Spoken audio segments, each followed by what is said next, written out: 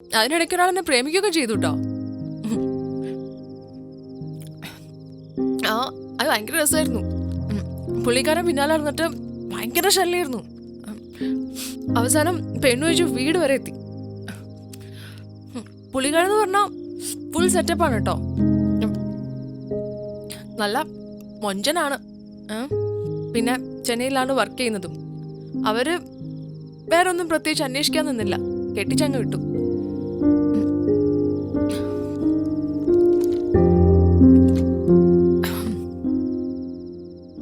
പിന്നെ പുള്ളിയുടെ കൂടെ അങ്ങ് ചെന്നൈക്ക് പോയി.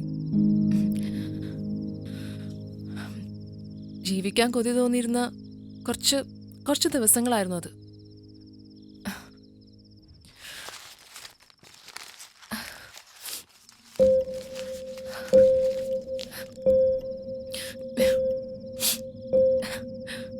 അവിടെ എത്തിയപ്പോ അവനെന്നെ നല്ല വിലക്ക് വിറ്റു.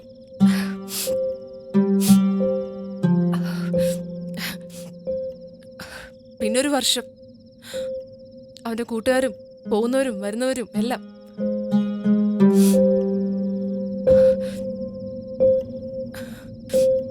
ഏതോ ഒരു രാത്രിയിൽ എവിടെയോ കൊണ്ടാക്കിയിട്ട് അവനങ്ങ് പോയി. നിങ്ങൾ നേരത്തെ ചോദിച്ചില്ലേ എന്തിനാ ഈ പണിക്ക് പോണേന്ന്? അവൻ എന്നെ ഉപേക്ഷിച്ചു പോയ ആ രാത്രിയിൽ എന്ത് ചെയ്യണമെന്നോ എവിടെ പോകണമെന്നൊക്കെ അറിയാൻ വയ്യാണ്ട് നിന്ന സമയത്ത് എന്റെ കൂടെ ഉണ്ടായിരുന്നത് ഇവിടുത്തെ കുറച്ച് തെരുവ് പട്ടികൾ മാത്രമാണ്. ഇന്ന് ഈ സദാചാരം പറഞ്ഞു നടക്കുന്ന പല തെണ്ടികളും അന്ന് എന്റെ തുണിയെ വന്നിട്ടുണ്ട്.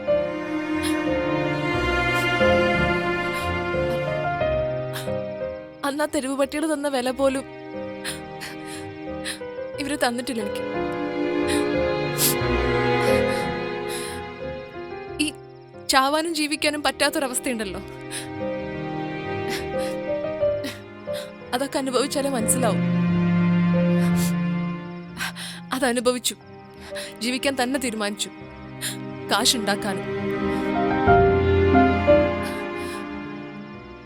സത്യം പറഞ്ഞ മടുത്തു സാറേ. നമ്മുടെ പാവാടയുടെ അടിയിൽ യന്ത്രമൊന്നുമല്ലല്ലോ.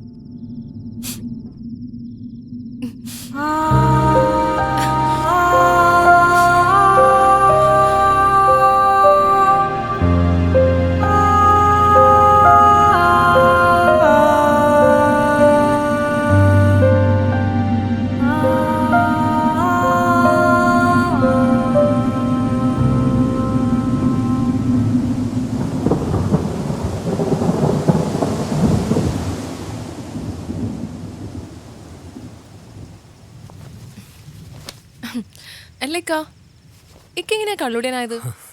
ഞാനൊരു കല്യാണം കഴിച്ചടോ. ഭയങ്കര ഇഷ്ടമായിരുന്നു എനിക്ക് അവളെ. പക്ഷെ അവള് വേറെ ആളുടെ കൂടെ പോയി. അടിപൊളി. അവള് പോയതിന് ശേഷം ഭയങ്കര മടുപ്പാ.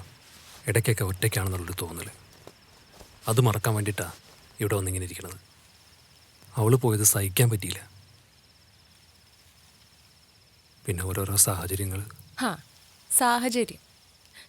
സാഹചര്യങ്ങളെ തരണം ചെയ്താലല്ലേ ജീവിക്കാൻ പറ്റുള്ളൂ.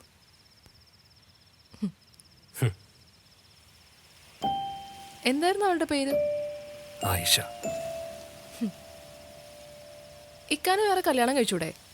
നല്ല പെമ്പിള്ളാരെയൊക്കെ കിട്ടല്ലോ. നിന്നെ കാണാൻ നല്ല ഭംഗിയുണ്ടല്ലോ. പക്ഷെ നല്ലതല്ല.